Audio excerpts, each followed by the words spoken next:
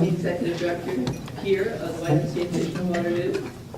And I'd like to thank you all for coming and to welcome you on this special day for us. Many of you have shared our World YWCA Day breakfast before, so you know the reason for this event. But for those of you who haven't, know it's not just so we can try out the Delta sausages, although they are very good.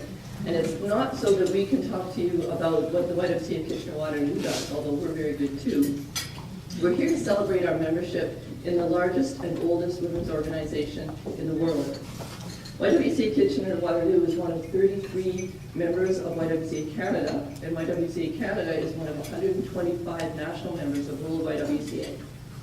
Together, we serve 25 million girls and women around the globe. We work towards, I have to read this because it's the World YWCA mission. We work towards world peace with justice, human rights of women and children, women's health and the environment, and women's social and economic security.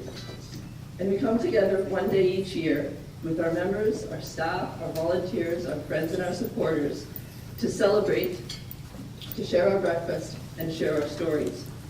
And with us today, and we'll see if this doesn't work, and if it doesn't work, Joanna will come up and make it work, through the magic of YouTube, are the President of World YWCA and the General Secretary, which is what we call an Executive Director, here to send their World YWCA greetings.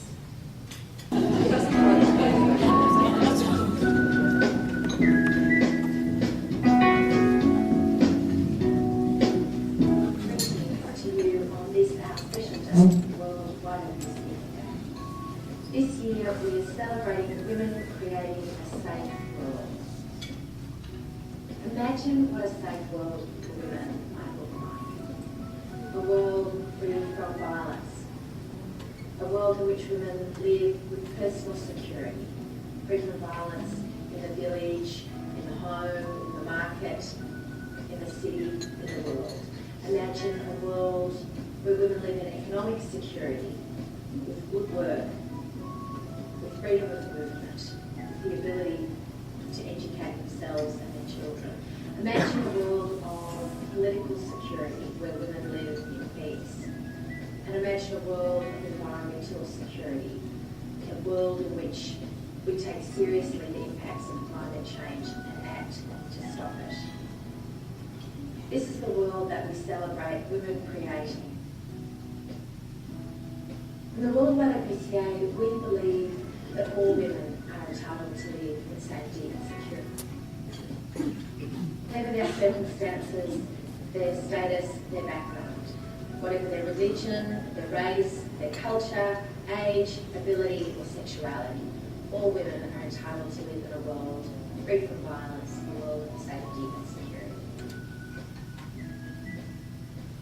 And as we honour women leaders today, I ask you to prepare yourselves to join us in Zurich in 2011, where we'll gather as an entire world movement, again to celebrate women creating a safe world. Put aside your coins and your dollars and your pennies and your shillings so that you can join us and support the world movement on our special day. Greetings to you from the World YWCA. Today is World YWCA Day, and it is a special day. As a movement, our theme this year is Women Creating a Safe World. It is an important theme as we prepare for our World Council in Zurich in 2011. As a movement, we are coming together 15 years after the Beijing conference to celebrate but also to continue to seek ways in which more women and girls in our communities can live their life and also a life which continues to respect and support people living with HIV and AIDS. We know it is the World YWCA Day. We know that around the world we are celebrating this day. We know that together we are making a difference in our communities. We are changing lives and we are changing our communities. We are leading change as women and young women in all our diversities. But for us to do that, we need to continue to remain in solidarity through giving. As you honor somebody today, continue to give to the YWCA nearest to you.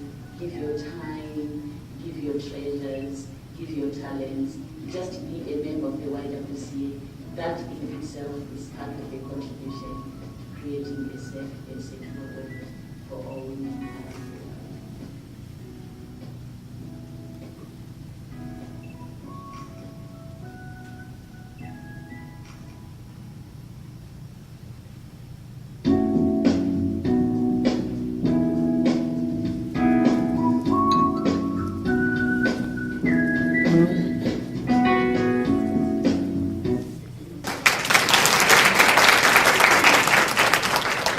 When Paulette Sr. was appointed CEO of YWCA Canada, she was described in a magazine article as ambitious, outspoken, intelligent, achievement-oriented, and beautiful too. I'm sure you got that clipping, Paulette. She's all those things, and she's also one of the most respected women's leaders in the country. I'm very pleased to introduce to you Paulette Sr.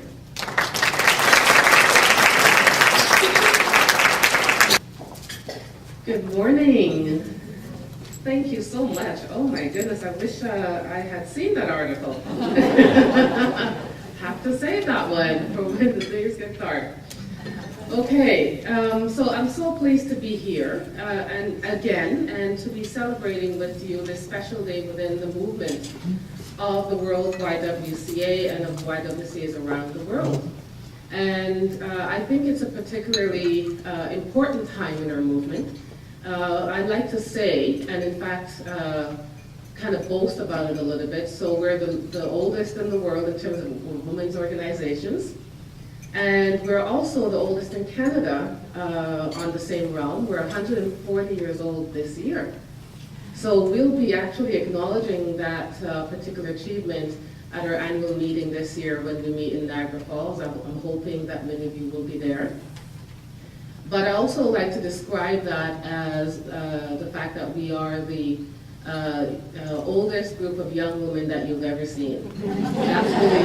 That's really who we are. We have found a fountain of youth, and we intend to keep it. So as a result of that, we really stress the importance of including and making sure that we are paving the way for young women to actually take on the baton of leadership within our movement, and we do that in many different ways, but in particular, we focus on that for ensuring that at least 25% of our board leadership, including our staff leadership positions, are inclusive of young women under 30 years old. So I understand that in Kitchener, you've managed to achieve that very well this year on your board, and I want to congratulate you and also congratulate and hopefully meet the young women who've taken that on. So congratulations.